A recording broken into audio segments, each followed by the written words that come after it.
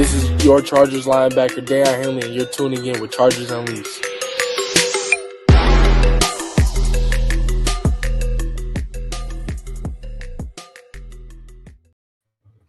Welcome to another edition of Chargers Unleashed. Jake Hefner and Dale Wolkenstein here with you from the LAFB Network. If this is your first time tuning in this show, make sure to hit that like and subscribe button on YouTube, but also follow us on Facebook, Twitter, Instagram, Spotify, and Apple Podcasts. Dan Wolkenstein, it's a late night episode of Chargers Unleashed tonight. It's late night for the Chargers faithful, but it's a good night for the Chargers faithful as the Chargers have officially kicked off the preseason with a resounding victory over the Detroit Lions in the Hall of Fame game, 34-7. Dan Wolkenstein, lots to get into as it relates to this game. Lots of player spotlights to talk about. Obviously, the atmosphere overall of just football being back. It is a great, great thing. And I don't know how you could have asked for a much better start than that. That was pretty good. That was a pretty good start to the preseason if you're a Chargers fan for sure. But lots to get into. Obviously, thank you for everybody that's here and joining us. We know it's late night. Dan and I had contemplated on whether or not we were going to make this a live show or if we just wanted to record it and drop it tomorrow. And then we said, you know what? Screw it. Hi. We're in good moods, as I'm sure everybody is in a good mood that watched that game. And, of course, we wanted to get your guys' thoughts and opinions. And as usual, share them in the chat. If you got them, ask us any questions. We'll do our best over the next hour or so to get into everything. But Dan Wolkenstein, how does it feel, sir? Football is back. Honestly, man, it feels great. And, you know, to hell with a win or a loss, like I don't really care about that. But it's just nice to see, just football back, right? Shout out to Antonio Gates, the GOAT. That statistic about him being the only Hall of Fame player in NFL history to not start a single college snap is unreal. But it's amazing to see this Chargers team produce and look like they kind of know what they're doing. Like, when's the last time we saw like a wire-to-wire win like that in preseason? Because usually preseason historically has been when backups who aren't that great don't play that great. And, you know, we'll get into all of the shining stars, but hats off to the coaching staff. Hats off to one Jesse Minter and Joe Ortiz, because Chargers fans are not used to bottom of the roster competition looking like that. And for a game that includes very little starters, racking up 34 points, racking up how many turnovers, your second string quarterback's looking like an actual second string quarterback. There's a lot to be excited about. And the part that I loved about this, Jake, kind of kick it off before I ask you how you're doing, is it felt like, you know, Jim Harbaugh kind of poked the bear a little bit when he kind of said, like, we'll see if they could rise to the challenge, right? Like, no pressure, but, you know, everyone's watching. It was great to see the players that we've seen, for the most part, shine at training camp, shine in preseason. And there's a couple names that I know, Jake, that you are very high on. One no more so than a one Nikko Reed. But guys that we saw, Caleb Murphy was balling today. You saw Nikko Reed balling today. You saw Tony Jefferson doing Tony Jefferson things. Trey Lance goes. No one's seen Trey Lance play like that consistently, right? Like we're seeing guys. KLS continues his training camp story, right? Like it was fun. The running back battles, there's a whole bunch there, right? But guys rose to the challenge, and hell, competitors welcome. Jake, I think my main storyline for this is just the team rose to the challenge and they were ready for the first preseason game, and they didn't stink up the place. How are you? And what was your first key takeaway from this? It's a good night. It's a good night on Thursday. I know that this is essentially Chargers After Dark. Any other occasion, if it wasn't a Thursday and if it wasn't a work day, this would be replaced with something of an alcoholic version for sure. We'll try to get that in on the next one. It still might be. But overall, Dan, it's a great start to the preseason for the Chargers. In that game specifically, you started off the way you did in getting a fumble recovery on the kickoff.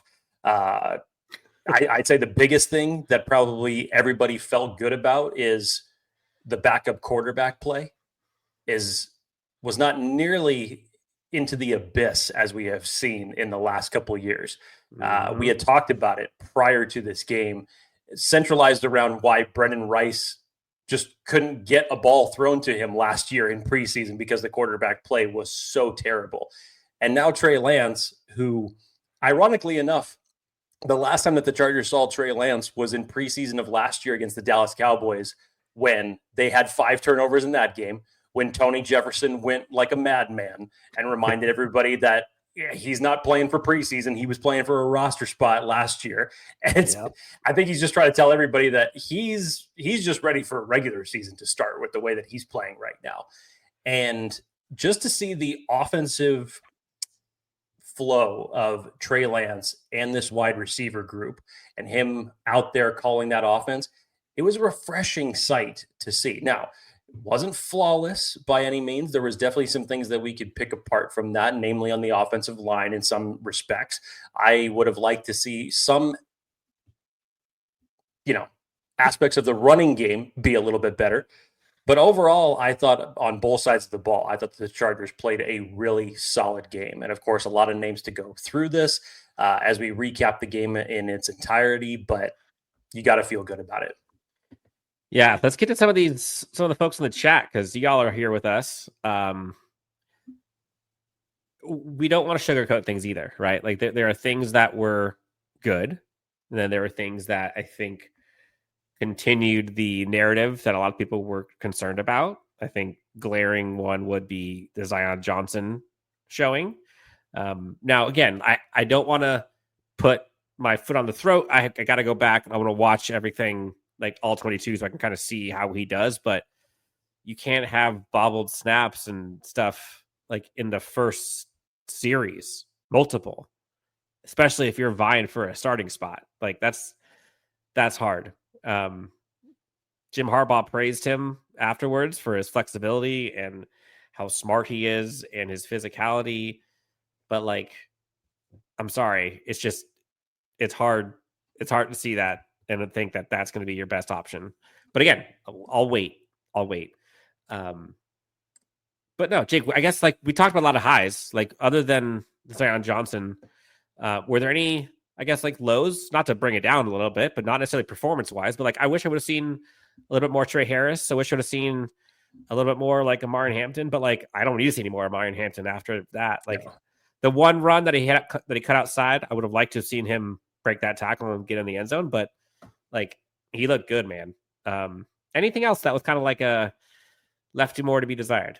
Yeah, defensively, especially with this kind of being a makeshift offensive line for Detroit, given all the pieces that have moved around, I would have liked to see a little bit more pressure from the edge players. I know that I was hoping to actually really focus on Kyle Kennard and Tremont Morris-Brash tonight. Yeah. Didn't see nearly the amount of pressures that I was hoping to see from that group. I think the numbers that were coming out, again, these aren't in totality, but I think Caleb Murphy and Tremont Morris-Brash were tied for pressures. And then the rest of the group was, outside of that, was not the best in terms of what they did on the playing field. So I would have liked to have seen a little bit better from them, especially as it relates to, Kyle Kennard, who we expect to round out the edge group and be part of that core four with Khalil Mack and Thule and Bud Dupree. But Tremont Morris-Brash is a guy who I think is also going to be trying to play for a roster spot. I think he's definitely a lock for the practice squad for sure, considering the fact that he's, he just has a lot of those similar traits to Kyle Kennard in terms of, transferring speed to power when it comes to getting after the quarterback. And he came close a couple times. He did. He came close a couple times in this game. There was a lot of times when he was also double teamed throughout that game. I don't think Detroit wanted to put him in one-on-one competition whatsoever. But Caleb Murphy really showed out, especially on special teams tonight. That was a very nice surprise. He got the game started with that forced fumble on the kickoff that really started things for the Chargers offensively after that. But outside of that, Dan, maybe a little bit from the run defense to kind of pair with that. because there was some times where it looked like Detroit's offensive line started to manhandle the line of scrimmage, especially in short yardage situations for them. And I would have liked to just see a little bit more from that. But again, it's preseason game number 1. There's a lot of roster spots that we're going to be talking about in terms that are up for grabs. And the benefit for the Chargers is they have an extra preseason game this year to evaluate that talent. Yeah, I agree. Jorge says that Tito looks like a lean, mean machine. Yeah, he looked good in that first series, tell you that much.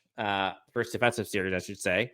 I would have liked to see more of him, like a Boygby. And again, I'll have to go back and kind of watch some of this to kind of see snap counts and see what they were able to do. But yeah, for a lot of times it seemed like the defensive line wasn't able to garner that much pressure, especially from the outside.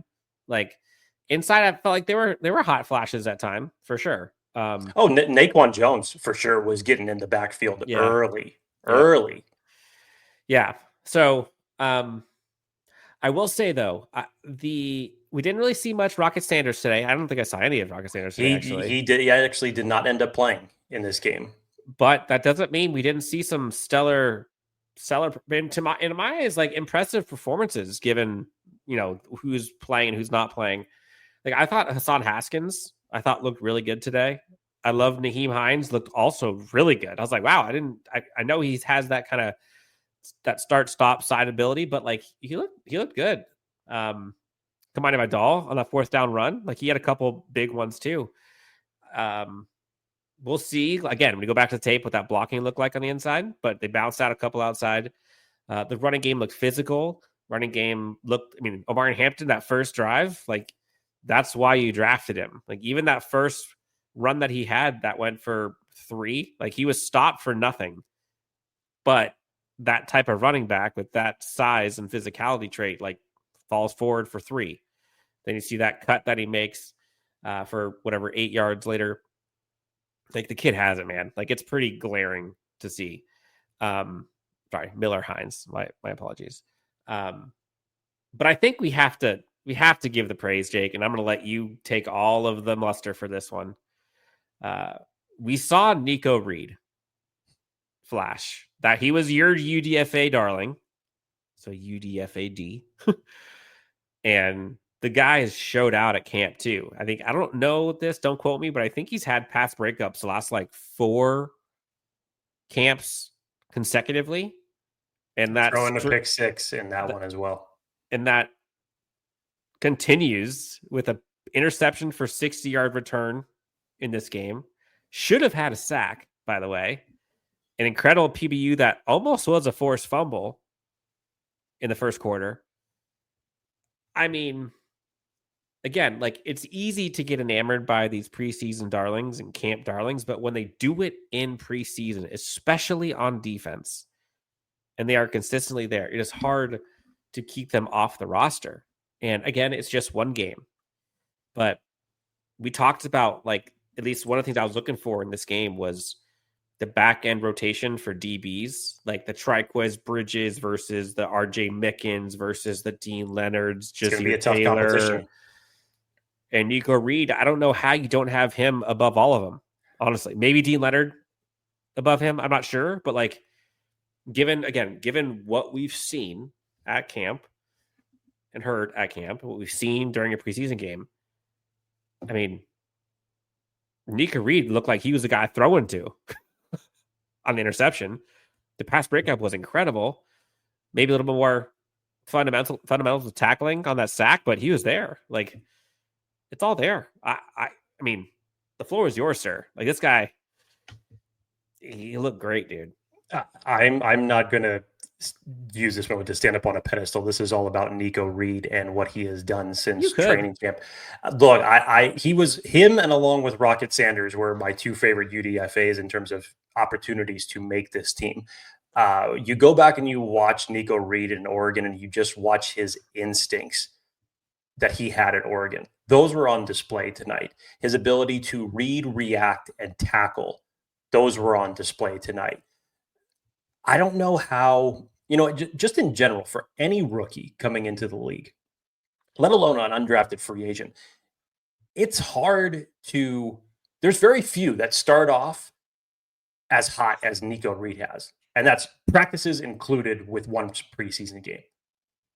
There's very few that have started that good. We didn't even talk about the hockey assists that he had on Tony Jefferson interception. When you put together a game like Nikko Reed did tonight with a pass breakup, with a interception, with the tackles that he made on special teams, nearly having a sack. I mean, I thought he was going to hit for the cycle tonight, really. I mean, he was just out there doing everything. You may have even seen him playing wide receiver at some point. Who knows, with as good as he was playing. Right now, we talked about this last week before the game. One of the most interesting camp battles to watch was at the cornerback position. Yep. Just with everybody having a standout moment leading up to this game. I think there is no question that you can firmly say that competition battle is now probably locked between Nikko Reed, and you could have differing opinions on this if you want, but I will say it's between Nikko Reed and Ja'Sir Taylor. Strictly from the standpoint that Nikko is a little bit more of a smaller body cornerback than what's in that room, but he has that ability to play inside, outside if you need him to. And just his instincts work so well at the cornerback spot. Yeah. But if we want to, progressively bring this down to say, okay, instead of it just being a camp battle of a group, to eventually dwindling it down to say, okay, who's going to get that final roster spot between X and Y player? I think right now it's between Nikko Reed and Ja'Sir Taylor, and I don't see how you could say that Nikko Reed doesn't have a huge leg up on that right now after his performance tonight. Yeah, Nikko Reed, I mean, look, he looked like he belonged, and he was the best corner out there. I don't think there's any question. And to be the best corner out there for your first season game, and you're trying to fight for a bottom of the roster position, that says a lot. Like that's a good thing. And again, like this is shout out to Steve Clinkscale, right? Coach Klink. Shout out to Jesse Minter, because he knows how to develop those damn DBs, doesn't he? Yeah. Who was the cat that got the interception in the fourth quarter? Purchase, bro.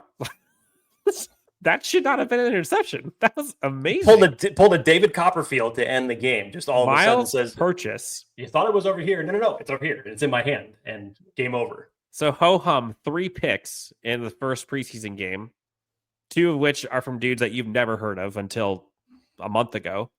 And then Uncle himself, Tony Jefferson. You'll take that. Yes. Someone forgot to tell Tony it's preseason, but he does not care. It's just, this is his time to shine right now. He's just waiting for the regular season to start. Yep.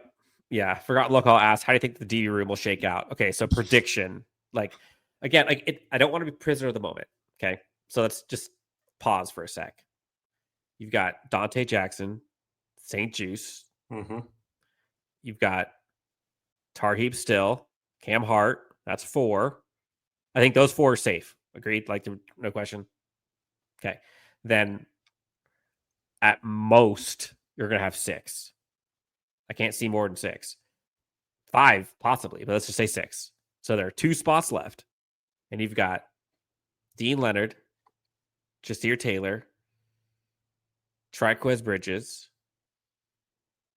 Nikko Reed. That's 4. Who am I missing? Purchase. Let's put him in there. Fine. Are you just doing corner, or are you adding safeties? I'm just doing corner. I'm not even talking RJ Mickens. I'm not talking safeties. Yeah. That's 4 or 5 there that you're jockeying for 2 spots. To Dan's point where he's going with this, I had actually forgotten about it until I looked it up recently. Last year, I forgot, Dan, that when the initial 53-man roster came out, the Chargers actually kept 11 DBs, corners and safeties included. Was it 6 and 5? Yes, it was 6 and 5.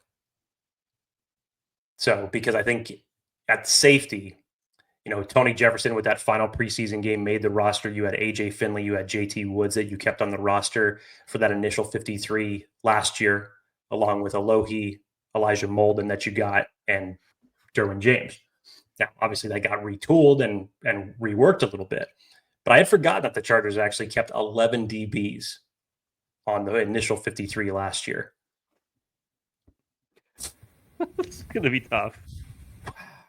Between Nikko Reed and RJ Mickens, the way that they've been playing as of late over the last couple of weeks, and of course in this game, The DB room is going to be a bitch to figure out, honestly. But it's for the best reasons. It's for the best reasons right now. Yeah, and I think so. I'm trying to think of how to say this, but like, so last year, I think there's a lot of hype for some of the players that, pass catchers. But unfortunately, I think largely because one, Justin Herbert was not there on the field for training camp, most of it. Hype for pass catchers, and literally you could only deal with so much. I mean, you had to root for somebody because the Chargers wide receiver room last year was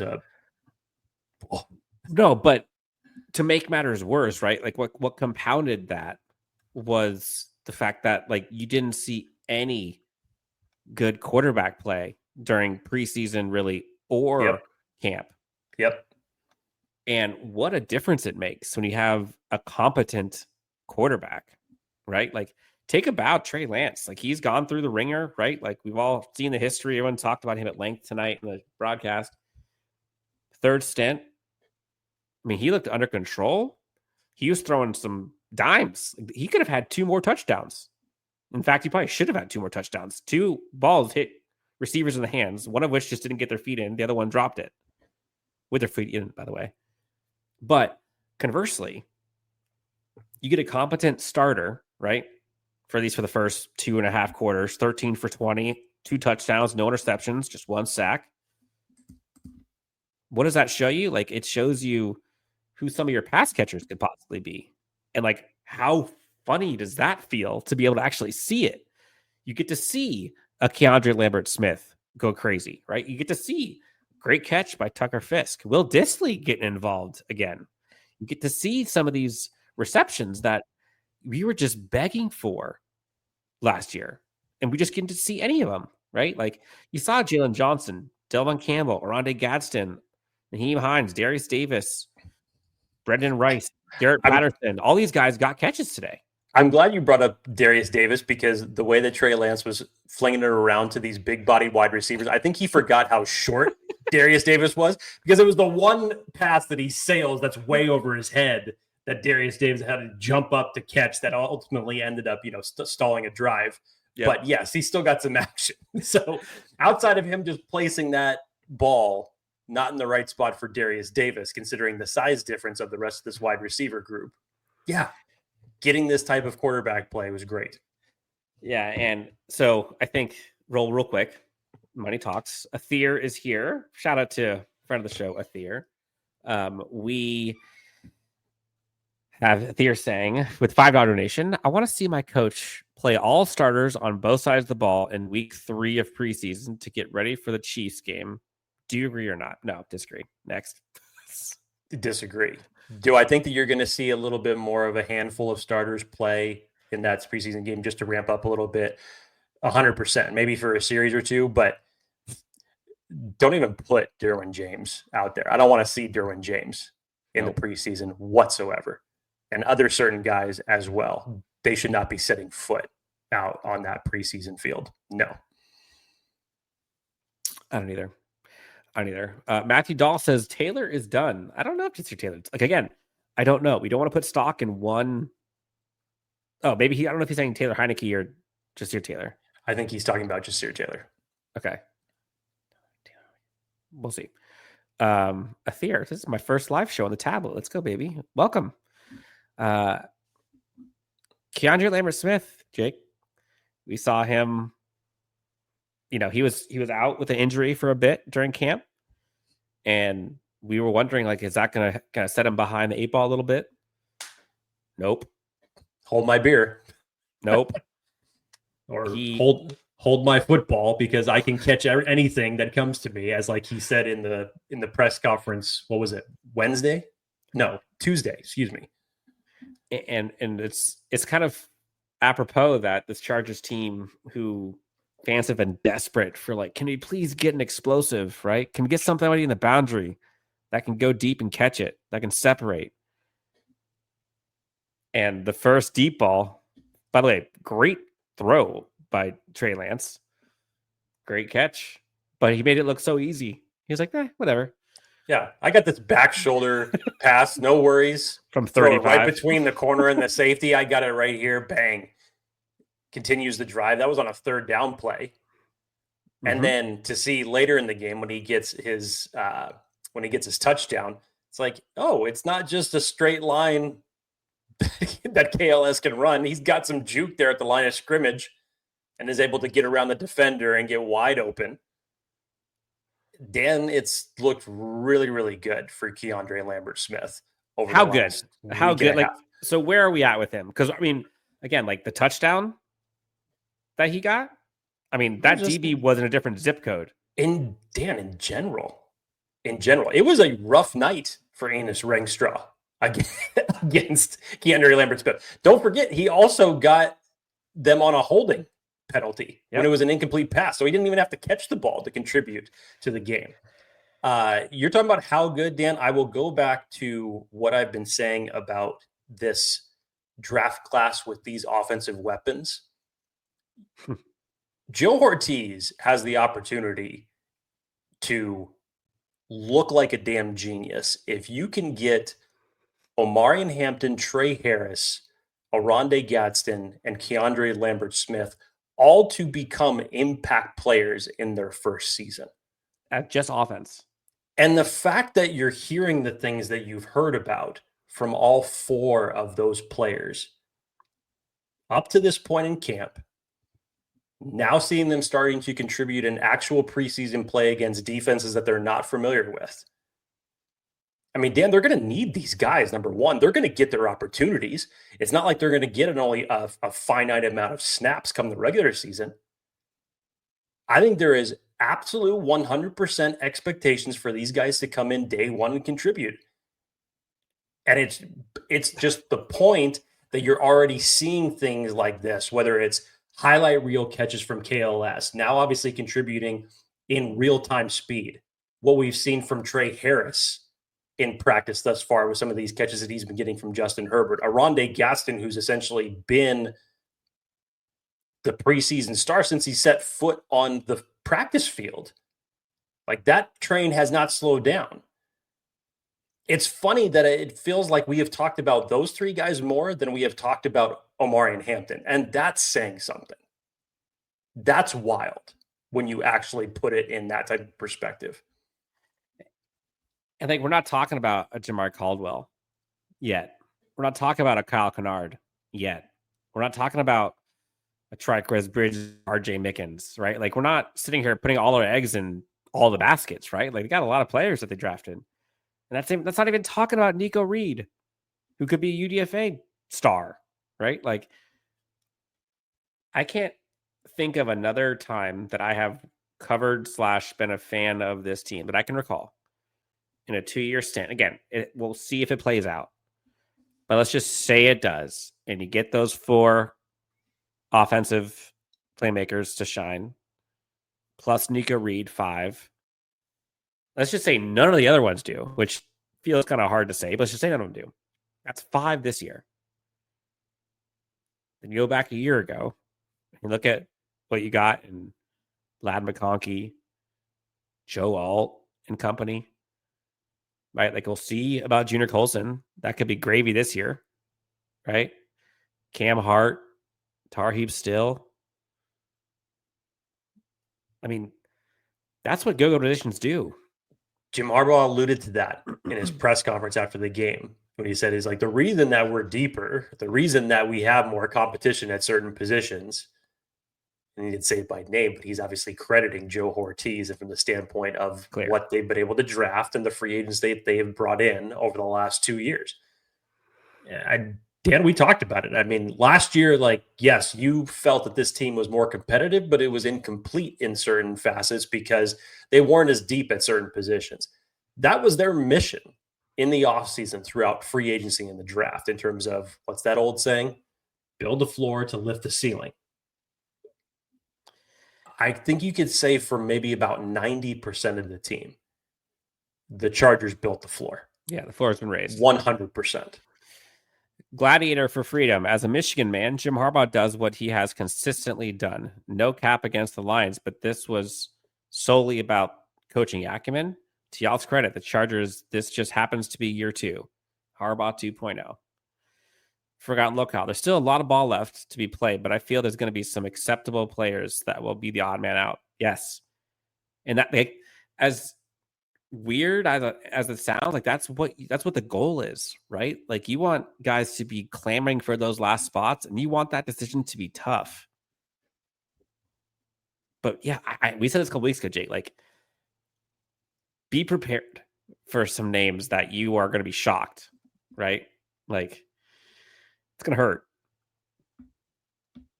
And I know we've said this same type of phrase seemingly almost every season when it comes to, because let's be real, like any cut down day for anybody in the NFL when it comes to situations like this is tough.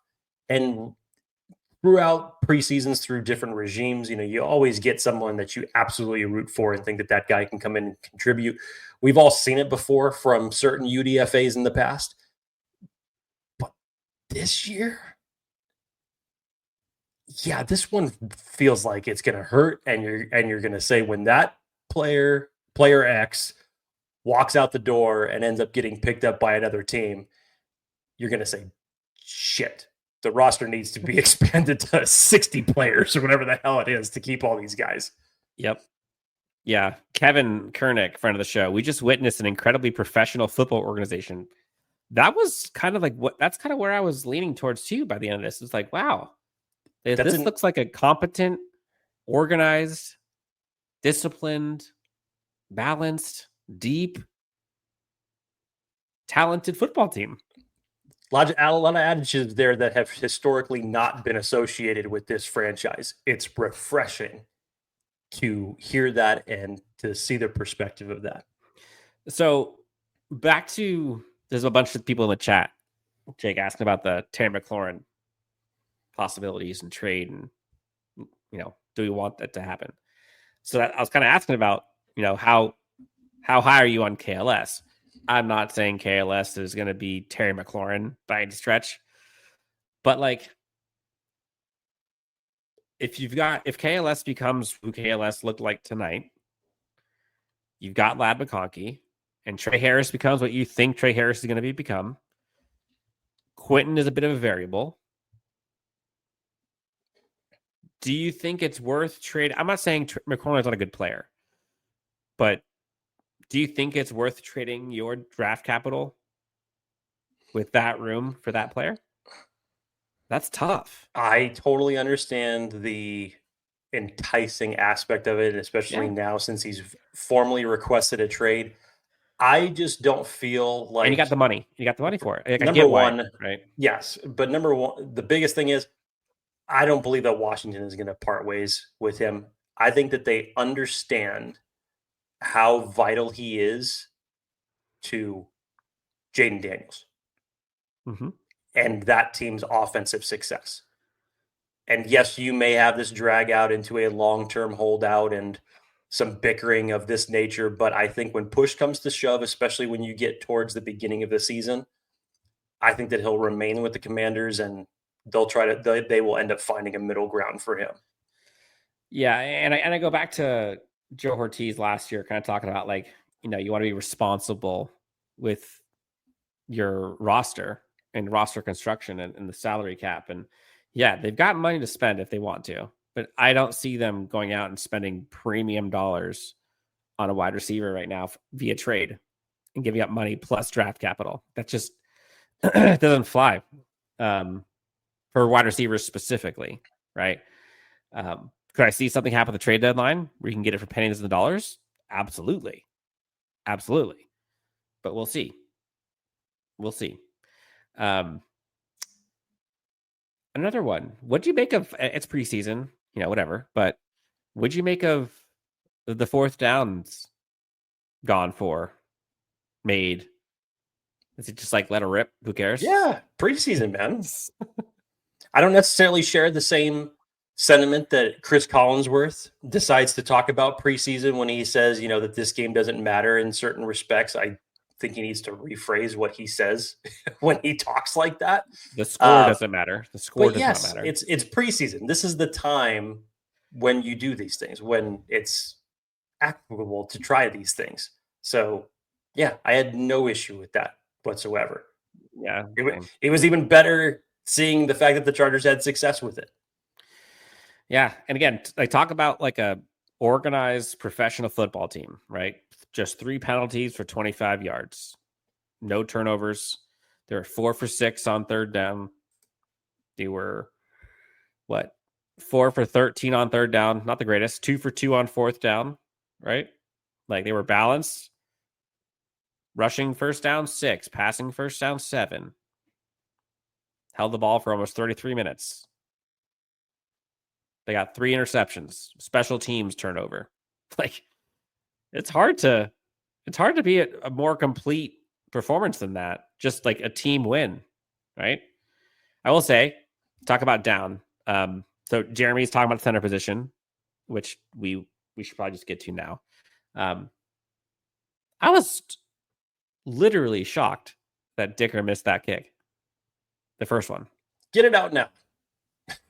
Get the misses out now. I was like, wait, this doesn't happen. This and so look, again, whether yards, but it was Dicker or any other kicker that comes up to make a field goal, the announcers just need to shut up. Honest to God, I am a full believer in the announcer's curse when it comes to field goals.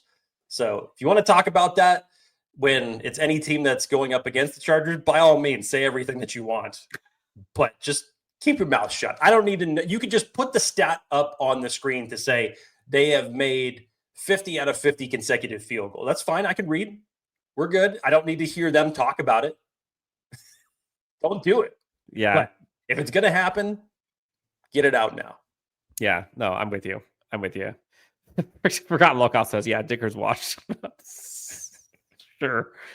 Yeah, I don't think that. Jeremy L. loves seeing Gates. Wish he's with Herbert. Yeah, it'd be fun. Does it surprise you that these secondary players responded and resembled the play of the starters? No, not the way that Steve Klingscale has been talking about what he does with the DBs and safeties and wanting them to play multiple. He's been saying this since last year, and he's just continued to prove this. And essentially now you have built up your secondary with 2 fifth-round picks, 2 other players who were, correct me if I'm wrong, Dan, 6th and 7th for between Jasir Taylor and Dean Leonard, 2 free agent acquisitions, and now an undrafted free agent in Nikko Reed. That's pretty damn good. That's pretty damn good. Yeah. Yeah. Do I take it for granted? No. But I was fooled once with Jesse Minter last year. Like I ain't like in him, I trust. And fans, again, like I'm telling you, everyone's telling you, I've told you this. We had folks who are Michigan experts talk about this, but Jesse Minter is literally a defensive genius. And he's not going to be here for long. So enjoy him while you can. He's going to get plucked. But like, I think that's what is kind of fun about this, right? Is like, we saw it last year with how many random dudes that were brought in from opposing practice squads or free agents from the secondary. Remember that chunk of time, like a month went by where it was just like stacks of corners coming in. You're like, oh yeah, I remember that guy. Boom, interception. Why am I forgetting the name of the free agent that was signed that ended up getting the interception against Atlanta in the back of the end zone? Was it Eli Apple? No, not Apple. But also, no, it was a safety. I don't know why I'm forgetting the name now. I'm not living in 2024 right now, obviously. Chargers. But I was just trying to prove your point in terms of the turnstile that was the secondary last year. Yeah. Yes. Forgotten locale. Yes. May was his last name. Help me out here if anybody in the chat can. M-A-Y-E. Fix my broken head. Hold on. Continue. But yes, to your point, Dan, that's Marcus May. Thank you. That's who it was. Yeah. It's just, and that week he had just been picked up off the street as a free agent and then comes in on Sunday to get an interception. These are the type of things that Steve Klingscale is capable of as a secondaries coach. That's how good he can develop these guys. It's a crazy coaching staff that the Chargers have right now, especially on the defensive side of the ball. Let's flip gears for a second. Did you see Andre James at center today? No, and the more I thought about it, he may have been in the category of what Jim Harbaugh was talking about in terms of the veteran guys getting rest. I kept an eye out for that, and I was trying to see if I had actually missed it. But I think right after Zion was done, then they put in Josh Kaltenberger. That's a name. Yes. So I think he took over at the center position as soon as Zion was done. So I'm curious to see what preseason 2 looks like. Because I would put, I'll bet you a 6-pack, Jake, of whatever you want, that you'll see Andre James at center in week 2. What is it that I've been telling you, Dan, about the Zion Johnson situation? not that I am predicting that you're going to be wrong, but here's my theory. Did Zion Johnson have the best game for him being at center tonight? No, he did not.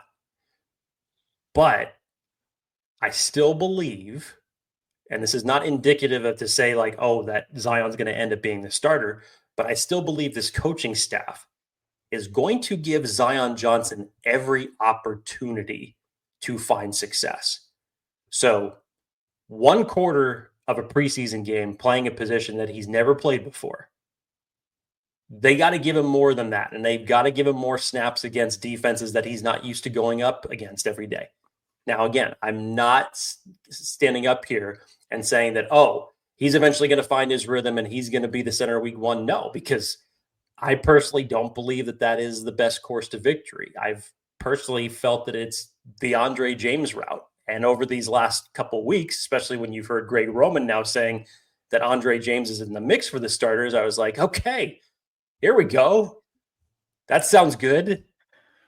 I think as it gets closer to the regular season, Dan, you'll start to see Andre James get filtered in there a little bit more. But in terms of this next preseason, I'm saying next preseason 6-pack. I'm not saying start, but you'll see him. Okay, well then, yeah, no doubt you're going to see him at center. I don't think they're fully going to eliminate him. Again, he's never played the position before. He needs as much snaps as he can. No, I'm saying Andre James. You'll see Andre James at center preseason game number 2. Oh, well then, sure.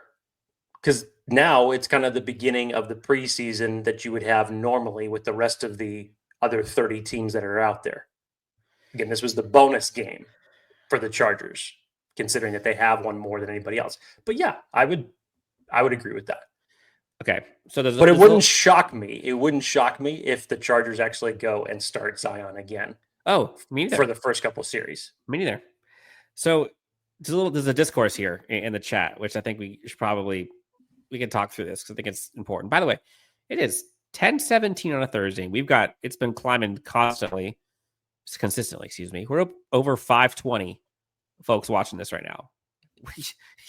Y'all are mad men and women, and I love you for it. Wait, oh my gosh, I cannot believe I've gone 45 minutes. Jake, is your hoodie fully sleeved? You're such a dick. No, it is not. I think you knew that the entire time. No. I have raised my arms up like this. There is no way that I wasn't paying attention. Tell. I thought I thought you just like rolled them up, and I just saw like an inkling of arm, and I'm like, wait. I think that you had that card in your back pocket, and you were just, oh shit, I forgot to play it. Nope.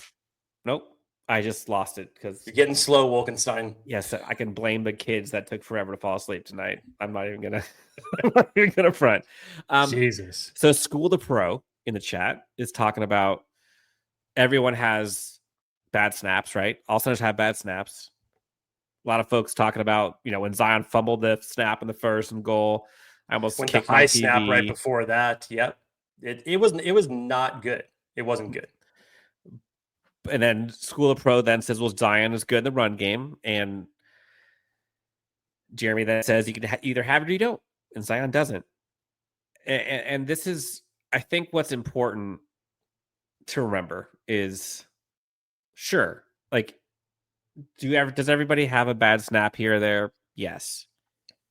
But let's not get it twisted, right? This is a center battle for who is going to be run blocking Omarion Hampton and Najee Harris and company And who is going to be protecting Justin Herbert?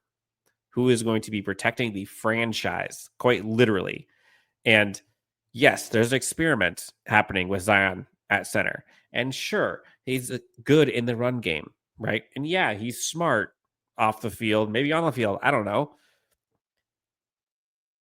But you can't go into a season with him as your starter. Like, again, let's just say all things stay the same right now, right? Let's say he continues to bobble snaps. He's good in the run game, and he misses things generally, right? Like, you can't roll with that. You can't. When you have a veteran who's played the position, I'm not saying he's great, but Bozeman's played the position and he was adequate. The team loves him, by the way.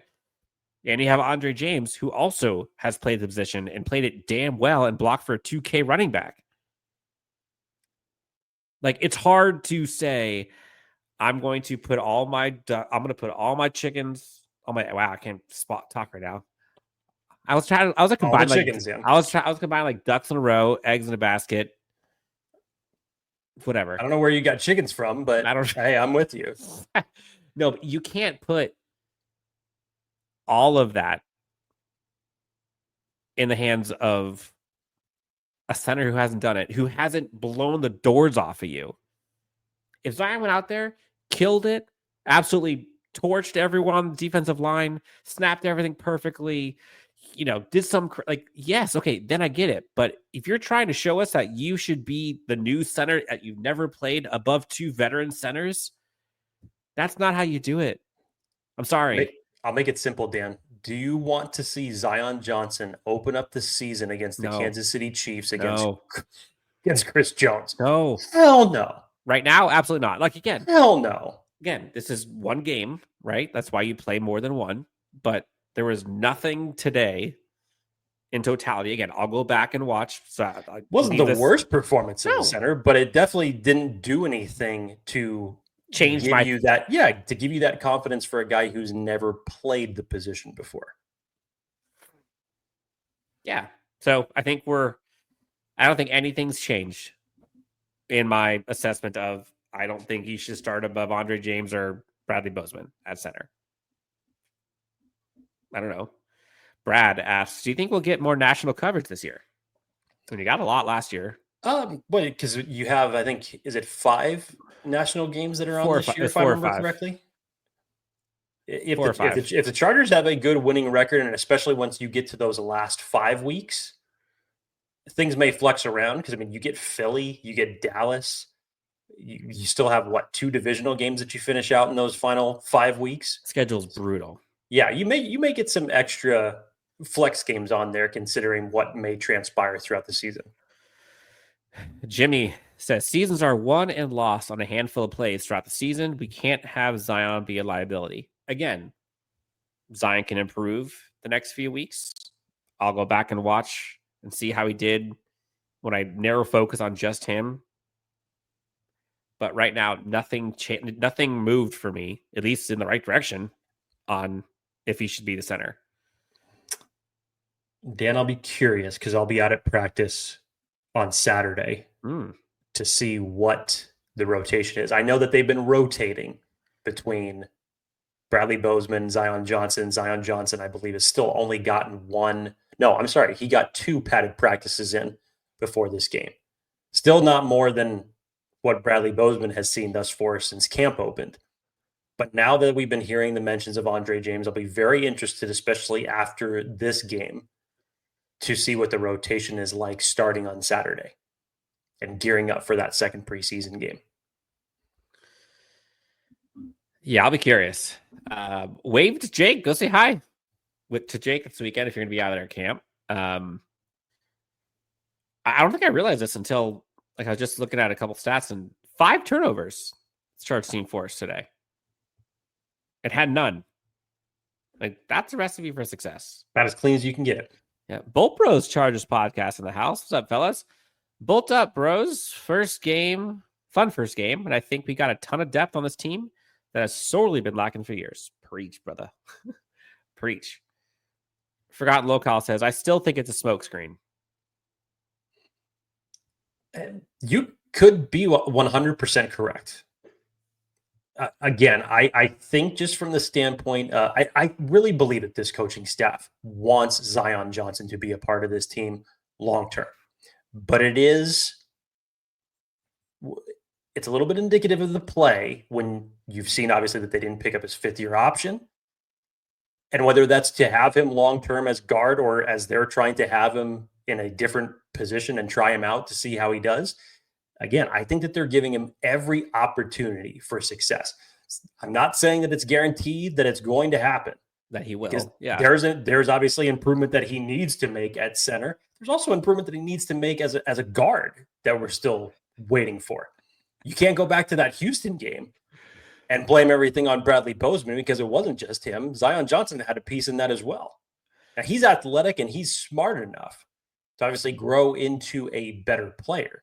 But if you ask me, the best situation for Zion Johnson going into this next season is to have Rashawn Slater to your left and Andre James to your right and put him back to what he's used to and hope for the best. All right, so this is funny. So School the Pro comes in with honesty. How bad did Zion do? I only remember the 2 bad snaps. P.S. I started drinking an hour before the game. I mean, at least you remember those plays. So that's good. Again, this isn't to shit on Zion Johnson. I want to go back and give him my fair shake so I can go through and assess it correctly. But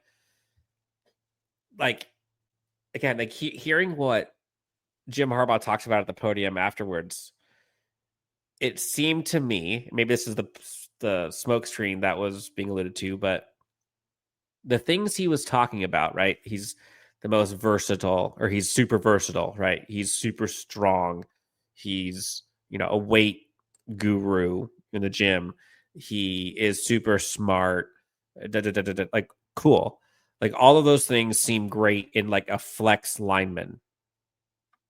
But I'm not necessarily for your starting center. Because those things they clearly do not translate, parentheses, yet, for Zion. Could it in the future? Yes, but as it stands now, like, that's not something that you hear someone talk about a starter over veterans. That sounds like someone who's like an up and coming, maybe an ascending player, but they're not ascended, right? Like, they're getting somewhere. And like that, I'll give him. Sure. Jimmy says, Trey Harris and OG, Ronnie Gadsden didn't get many targets, but both looked good.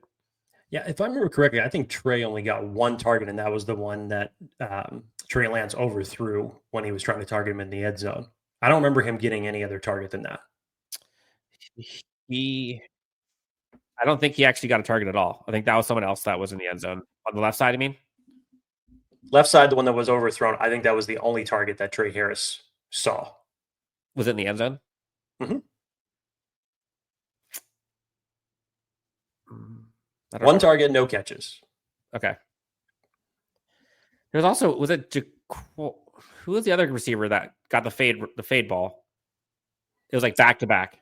Yes. He was the one that the Chargers signed just a week ago. Was it Jaquay Jackson? Yes. Okay. That's the one I was referring to. What do you make of Will Dissly, Tucker Fisk getting action? I was like, wow, these guys are catching. I honestly didn't figure that I was going off of this whole message that Jim Harbaugh was putting out, saying that the majority of the veterans were not going to play. So I wasn't even expecting to see Will Dissly out there, and I wasn't paying attention that he was even in the lineup. I was focusing on something else. And then all of a sudden, here he comes. Catching touchdown passes like he was doing last year. I'm like, oh, the hell is he doing in the game? Okay, great. And Jimmy alludes to what I was referring to at the beginning of the show. And I think this is something that's important and refreshing, to your point, Jake, is the names we hear standing out of camp are the ones standing out in the games. And, a lot of people, they will shrink at the opportunity. When the bullets fly, like sometimes they kind of crawl back a little bit. Not today, man. Not today. Was there who else we may have missed? Folks in the chat, help us out here. Who shined today that we didn't really give much love yet? We talked about KLS, talked about Hassan Haskins, we talked about Naheem Hines Yeah, I'm talked hoping about to the see. corners and safeties. I'm hoping to see a little bit more out of that running back room. Not to say that it wasn't good to see Kamani Vidal score 2 touchdowns, but I'm really looking forward to the possibility of seeing Rocket Sanders. I was actually pretty bummed when I heard that he was not going to be playing in this game because I firmly believe when you start seeing him out there, and again, he had just returned to practice earlier this week, that he has a legitimate shot of getting in that running back battle and making it interesting. 100%. So right now, where do you see that running back room behind the obvious two? My final predictions were that it was going to come down to who are you going to keep between Kamani Vidal and Hassan Haskins. Now that's flexed a little bit because Rocket Sanders has not seen much of the practice field. Thankfully, he started back at practice earlier this week.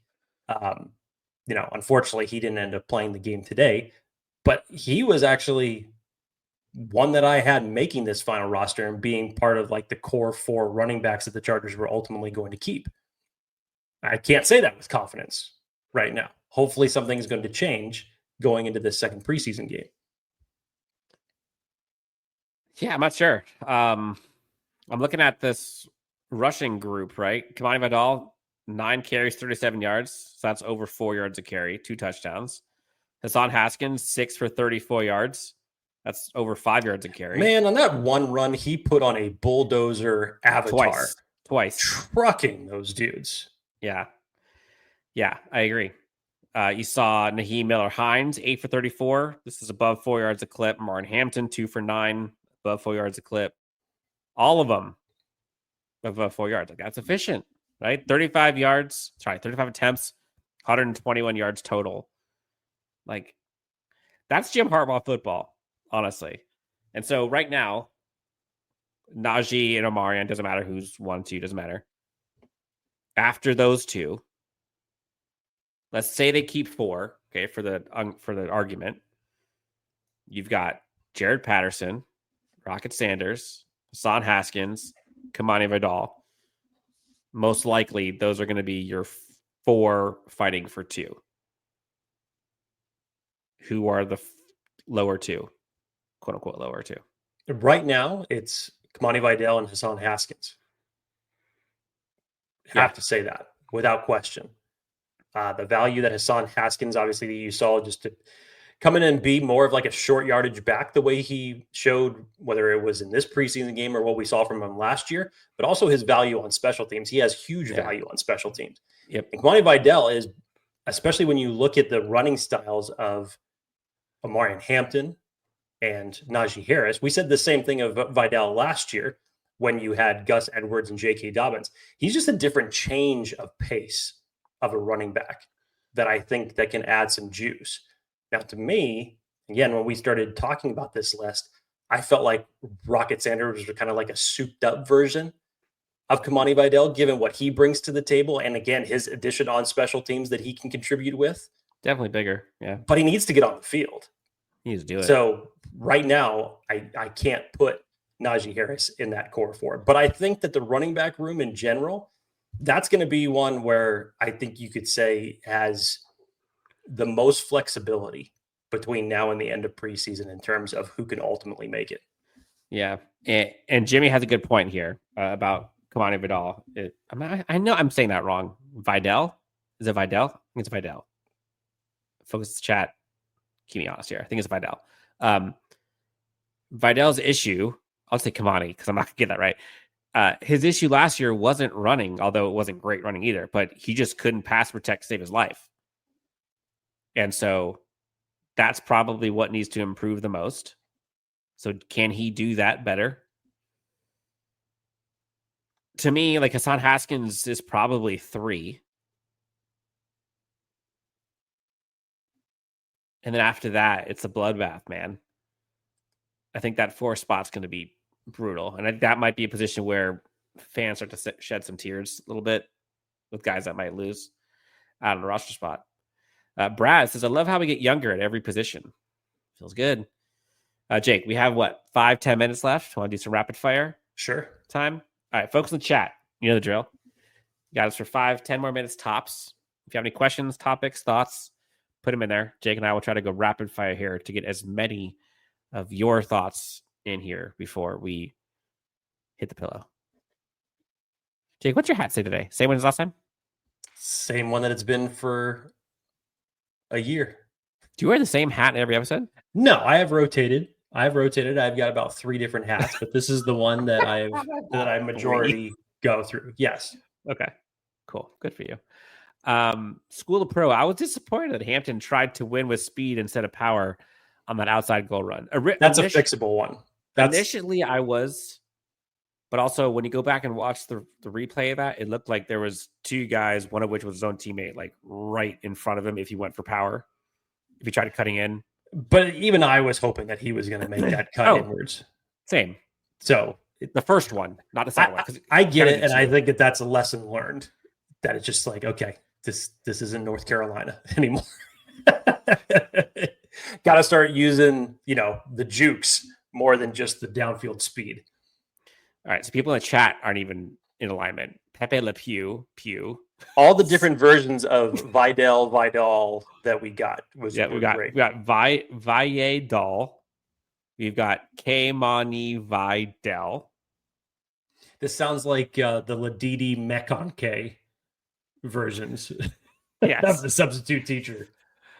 Jake, we're up to 560. Folks in the chat, y'all are bananas. A tier or another $2. Crazy late night like this. I love this. You guys are awesome. We literally were like, are we going to get 6 people in here? Yeah. Figured you all would have gone to sleep, but no, you guys got Chargers in your veins, on the brain. As we do. And you guys are in here. It's awesome to see you guys. A tier $2 donation. Chargers pass defense will be the best in the NFL. I mean that. Okay. So after the previous regime was swiftly let out, Jake and I had like a heart to heart. And I felt like I just felt like I couldn't get any lower. And I think it changed me. For you to be that low and for our personalities basically to shift. Yeah. From what this show and its content used to be and who was dishing out what. Yeah, that was weird. Because I was the shamelessly optimistic, hopeful.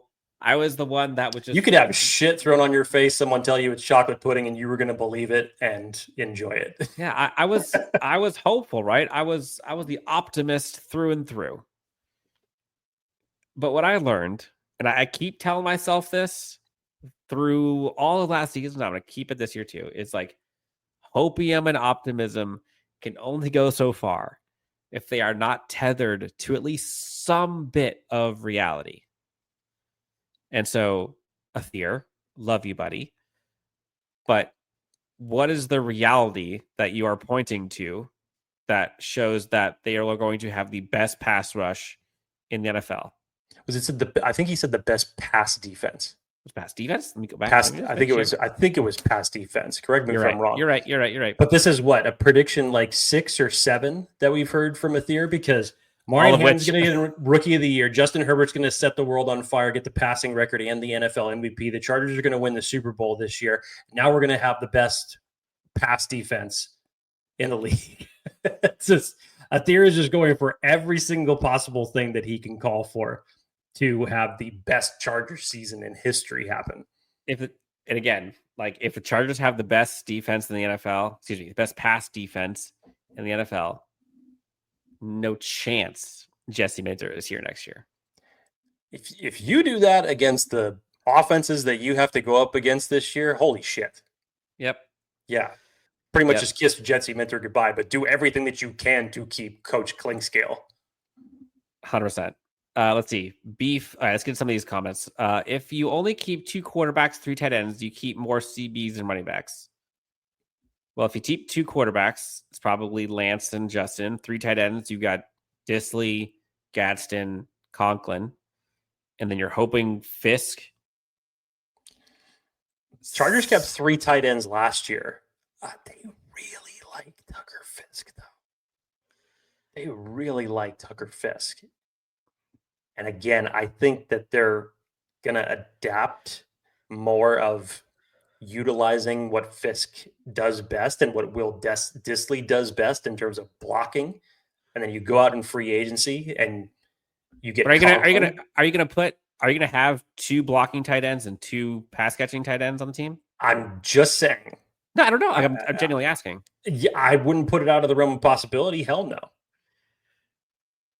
Absolutely not. But to their point, if it went like this, and do you keep more running backs and corners? Yeah, you have to figure. That's always the tough part when it comes down to the 53 is where are you going to sacrifice at different positions? To me right now, corner is the most competitive position group that there is. How the hell are you going to sort that mess out, especially after what we just saw tonight? Yeah, I don't know. How are you going to sort that safety position out after what we've seen over the last couple of weeks? It's going to be tough. I do not envy Joe Ortiz and the rest of this front office and coaching staff when it comes to making those final decisions here in the next couple of weeks.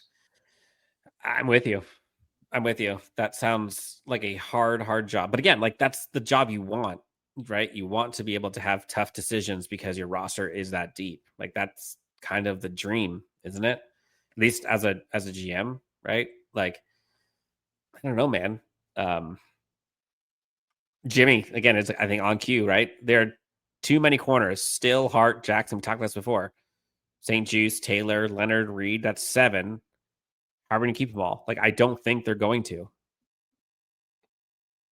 And that's the crazy part. I still believe when it comes down to it, the Chargers will keep 10 DBs, 6 at the cornerback position, 4 at the safety. Now, what makes it tough is corners versus interior defensive line. Yeah, that definitely doesn't help. But again, the Chargers kept, I think it was 6 defensive linemen last year and 11 DBs in total last year as well. And again, we've talked about, look what you've done on the defensive line as well. You obviously brought back Tyler Tart. You bring in Naquan Jones, Deshaun Hand.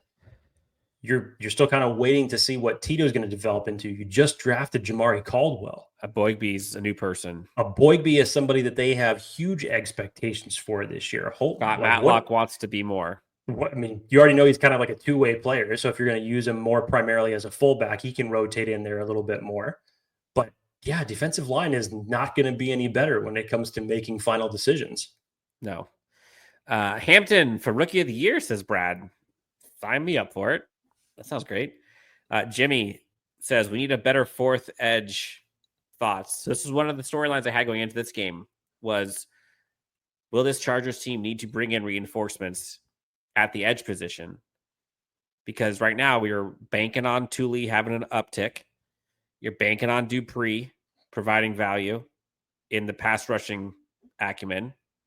And also you're banking on Kyle Kennard. So you're banking on a rookie. You're banking on an older veteran who hasn't really been like the huge production machine, Bud Dupree. And Thule can be good, but like we're hoping to see what we have not seen yet, right? Like I'm getting back to the hopium tethered to reality thing. Could they go out and get a veteran? Do they need to get reinforcements? You saw Caleb Murphy, right? Caleb Murphy's shining a bit, right? You got your Tremont Morris-Brash. Would a veteran brought in be better than those options? Is that where they spend their money? I don't think that they would put out of consideration, especially if you get to final cuts and a certain name becomes available that really entices you. I still think that they're okay with their 4 edge players being Thule, Mack, Dupree, and ultimately Kyle Kennard. I'm not absolving Kyle Kennard and essentially not handing him the job because I was hoping to see a lot more from him tonight that we didn't get a chance to see. So I'm hoping that comes up here over through the final 3 preseason games. Yeah, I mean, I'm trying to think. So I'm looking at quickly. Matthew Judon's there. Zadarius Smith there. Jadeveon Clowney's there. Carl Lawson and Ngakwe's still there. Like, you got some names here, right? Like, there are some names, but take away your like what your heart tells you about Caleb Murphy or Morris Brash or hell, Kennard for that matter. Like Again, if you just go out there week one against the Chiefs and someone told you can choose Kennard, Josh Sweat, or let's say Kennard, Murphy, Morris Brash, or Josh Sweat. Who you're not going to get rid of a 4th round pick in Kyle Kennard. His roster spot is. I'm not saying you're safe. getting rid of him. I'm not saying you're getting rid of him. I'm just saying, like, if you just put your blinders on and take away your affiliation for the guys you know, if you're wanting to go win a football game in Brazil against the Chiefs, who would you want your 4th or 5th to be? Do you want one of those names I just mentioned? Or do you want Caleb Murphy, Morris Brash? I mean, yeah. Let's say 5. Let's say 5. When you put it like that, sure. So I'm putting a Drew Ortiz hat on for a sec. But here's the hard part. Because when it comes down to 53-man roster, I don't see you keeping more than 4 edge players. You're not going to keep 5 edges. I don't know. Even if you want to go out and sign, you just signed Bud Dupree. Unless that contract, you just all of a sudden decide to tear that up and replace it with another contract. I'm saying 5. Then I don't see that happening. I just, with the need for positions that you have elsewhere, we just talked about interior defensive line and corner. You can't keep 5 edge players on the final 53 and sacrifice at those other positions when that's really where you've seen the most competition on defense between those two. Forgotten Locale says the hope doesn't feel forced or too artificial this time. Agreed. We've seen it. Yeah. That's the difference. Like last year, the hope and the hype was huge, and we were just waiting for what was ultimately going to end up playing out. And now we've seen it. Now the best part is we get to see it with a revamped, retooled, and definitely improved roster.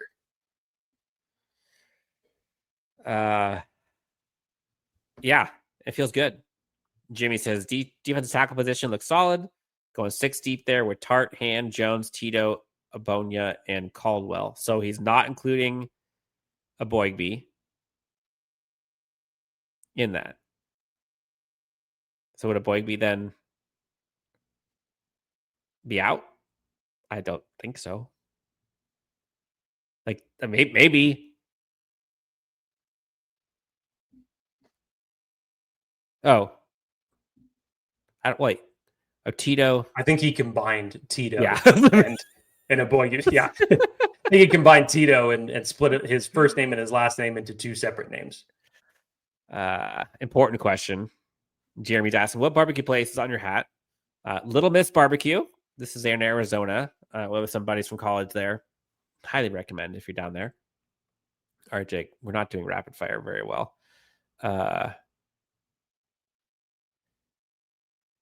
Do we get compensation for coaches leaving, right? I don't think you get compensation for coaches leaving unless they're traded. Yeah. Yeah, there's no compensatory picks for lost coaches. If it was, then the Detroit Lions would have a shit ton of compensatory picks right now. Jimmy says trim, tackle, and linebacker. Okay, well, actually, that reminds me. There's a question earlier, Jake. What did you think about Junior Colson today? There were some flashes. Again, he's ramped. This is essentially his first real training camp. Yeah, it's his first real training camp. Because remember, last training camp he missed a lot going through that appendectomy surgery that he was going through. He missed almost all of it. Yeah, so he's still ramping up, which is probably why you consider Deion Henley and Denzel Perryman to be your starters right now. Eventually, he's going to get there. And I have no doubt about it, just from the standpoint of him knowing this defense inside and out. He's a very, very intelligent player, especially when it comes to his ability in coverage. I can't wait to see Junior Colson and Deion Henley next to one another. Honestly, I think that's going to be such a formidable linebacker duo. I agree.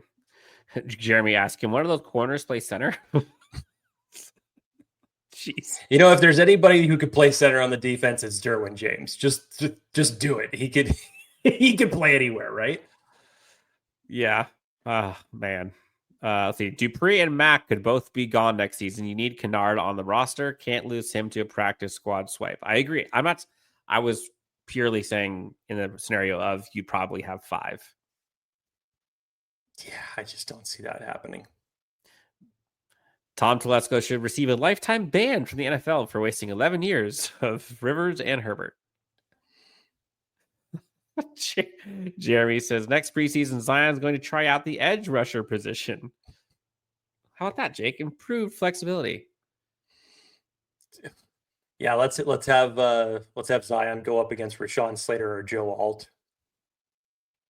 Yeah, I'm sure that'll go well. We're up to 600, folks. Should we just pull all nighter, Jake? Just see how high this thing goes. I do not have the amount of not. caffeine in my bloodstream right now to do so. But yeah, I appreciate everybody that's in here, wherever you are. Yeah, I love you. I know it's late, no matter what it is. Yeah, I love you, but I have a newborn at home with another toddler, and I didn't get much sleep last night, so I gotta hope for some. But it's tethered to reality, so probably not. Yeah, you're running on fumes, dude. Man. Jimmy, appreciate you.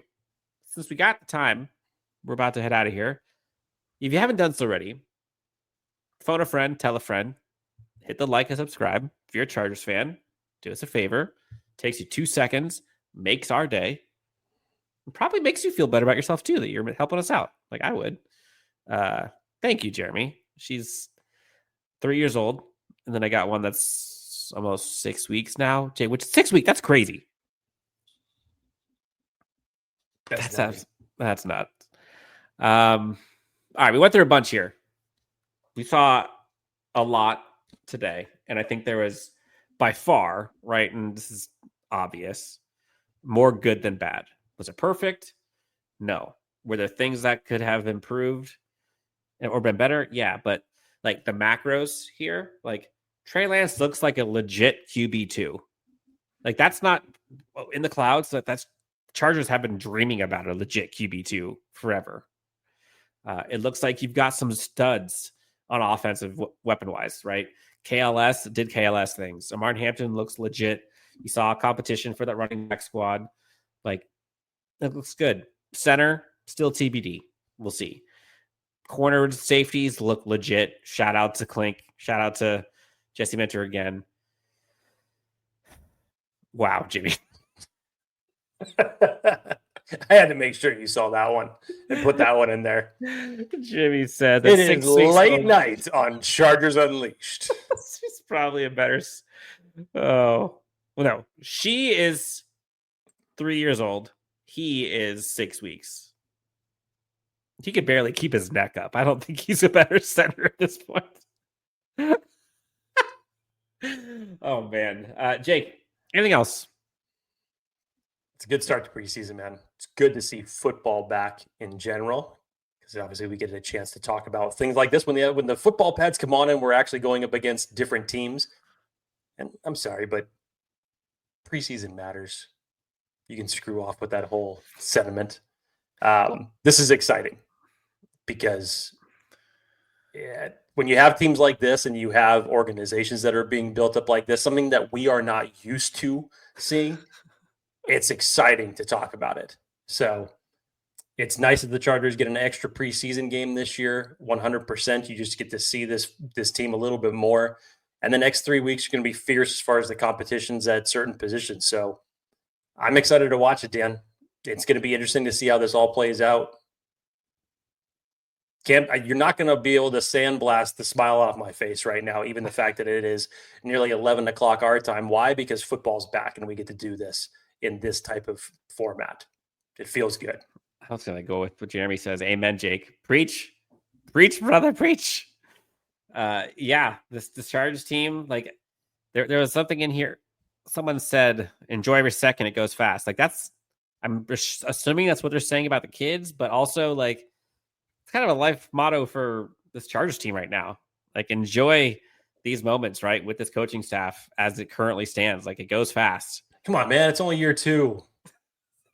Are we talking like that right now? I just said don't sandblast the smile off my face, okay?